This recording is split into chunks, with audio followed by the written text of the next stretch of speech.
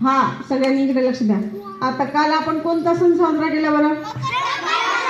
मकर संक्रांत. मग मकर संक्रांत का साजरी करतात?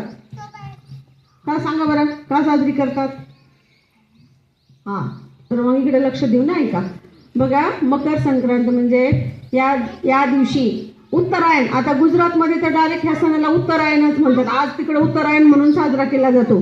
तर सूर्य मकर राशीमध्ये प्रवेश करतो आणि उत्तरायण सुरू होतं. म्हणजे सूर्य हळूहळू उत्तर दिशेकडनं थोडासा उगवल्यासारखं वाटतो आपल्याला. आणि या दिवसापासून आपले जुने लोक म्हणतात बघा, तिळानं दिवस वाढतो. म्हणजे दिवस मोठा, रात्र लहान व्हायला लागते इथून पुढं, आणि उष्णता सुद्धा वाढते. आणि कालच्या दिवशी तिळगुळ का खायचं असतं बरं? गोड गोड म्हणून नाही. बघा, इतके दिवस थंडीचा मोसम चालू होता की नाही. थंडीमध्ये आपल्या शरीराला उष्णता मिळावी म्हणून आपण सगळेजण घरी लाडू वगैरे करतो बघा, मेथ्याचे लाडू करतो, खातो. आणि मग तीळ आणि गुळ सुद्धा उष्ण असतात. आणि असं जर कोणी खा म्हणलं, तीळ आणि गुळ खा बरं रोज, कोणी खाणार नाही. मग त्या सणाच्या निमित्तानं प्रत्येक सणाच्या मागे आपल्या प्रत्येक याच्या मागे काहीतरी वैज्ञानिक कारण पण असतं की त्या दिवशी सगळ्यांनी एकमेकांना तिळगुळ द्यायचे आणि तिळगुळ खायचे. तर तीळ आणि गुळ यांचा उष्ण गुणधर्म असतो, आपल्या शरीराला उष्णता मिळते. आणि एकमेकांना दिल्यामुळे त्या दिवशी ती तिळगुळ भरपूर खाल्ल्या जाते आणि आपल्या शरीराला उष्णता मिळते.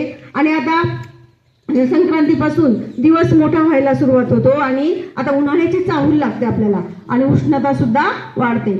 आणि म्हणून हा मकर संक्रांत हा सण साजरा करून आपण एकमेकांना तिळगुळ देतो.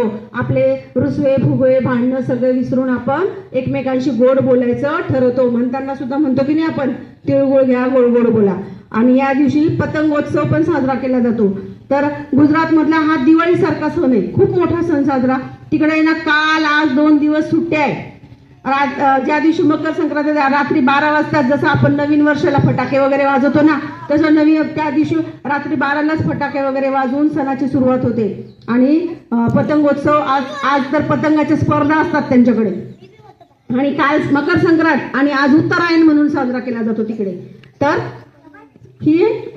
त्यामुळे आपण हा सण साजरा करतो. तर सगळ्यांनी आपण ज्या मित्रांशी आपलं भांडणं झालेलं आहे, ज्याला आपण बोलत नाही, त्यांना सुद्धा तिळगुळ द्यायचं आणि भांडणं सगळं विसरून जायचं, प्रेमाने राहायचं. हा प्रत्येक सणाच्या मागे असा काहीतरी उद्देश असतो. आता आजपासून आपल्याला थोडं बघा, आज लगेच थंडी कमी झाल्यासारखी वाटते की नाही आपल्याला. आता इथून पुढं असंच उष्णता वाढत जाईल आणि दिवस मोठा होत जाईल. यालाच आपण मकर संक्रांत सण म्हणून साजरा करतो.